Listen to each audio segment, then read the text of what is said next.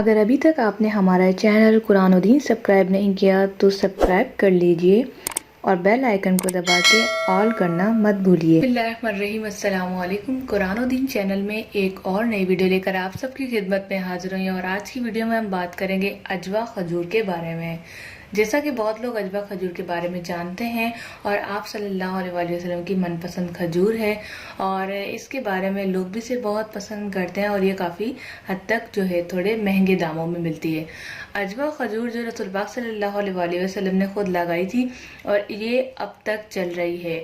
یعنی ماشاءاللہ سے ہمارے حکمرانوں نے، ہمارے ملک کے لوگوں نے، انسانیت نے اسے ابھی تک جاری رکھا ہوا ہے، تو اب جو ہے پہلے زمانے کی چیزیں بھی ہمیں مل جاتی ہیں۔ یہ ہمارے لیے بہت ہی زیادہ خوش نصیبی کی بات ہے۔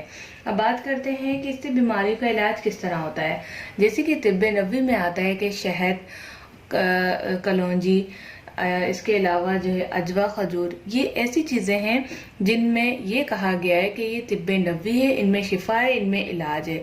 تو اگر کوئی شخص روزانہ رات کو عجوا کھجور کھا کے سوئے تو وہ تمام موذی بیماریوں اور چھوٹی بڑی بیماریوں سے محفوظ رہتا ہے۔ چاہے تو یہ مہنگی ضرور ہے، لیکن اگر آپ سعودی عرب سے تعلق رکھتے ہیں تو آپ کو بآسانی مل جائے گی اور اصلی مل جائے گی۔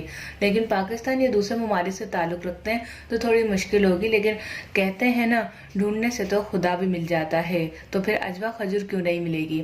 آپ ضرور اس کا استعمال کریں۔ اگر آپ کو کوئی بھی بیماری ہے، خدا نخواستہ کینسر جیسی بھی بیماری ہے، تو آپ اس یقین کے ساتھ روزانہ رات کو عجوا کھجور کا استعمال کریں، اور اللہ پاک سے دعا کر کے جب آپ عجوا کھجور کھا لیں، اوپر سے اگر آپ پانی پینا چاہیں تو پی لیں، اس کے بعد ہاتھوں کو بلند کر کے آپ اللہ پاک سے دعا کریں کہ آپ کو جو بیماری، جو مرض آپ کو لگا ہوا ہے، اگر وہ آزمائش ہے تو اسے پورا فرما کے اللہ پاک اس سے آپ سے دور کر دے، اور اگر یہ عذاب ہے تو مجھے معاف کر دے اور میری اس عذاب کو مجھ سے اٹھا لے۔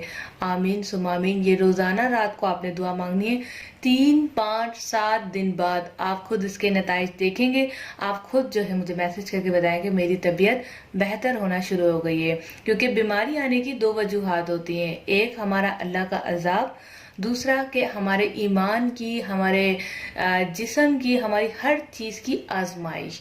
تو یہ دونوں کا جو پتہ کرنا بہت زیادہ مشکل ہے، تو اس کے لیے ہم یہی دعا کر سکتے ہیں کہ اگر یہ عذاب ہے تو اللہ پاک ہم سے اٹھا لے، اگر یہ آزمائش ہے تو ہمیں اس میں پورا اترنے والا بنا دے۔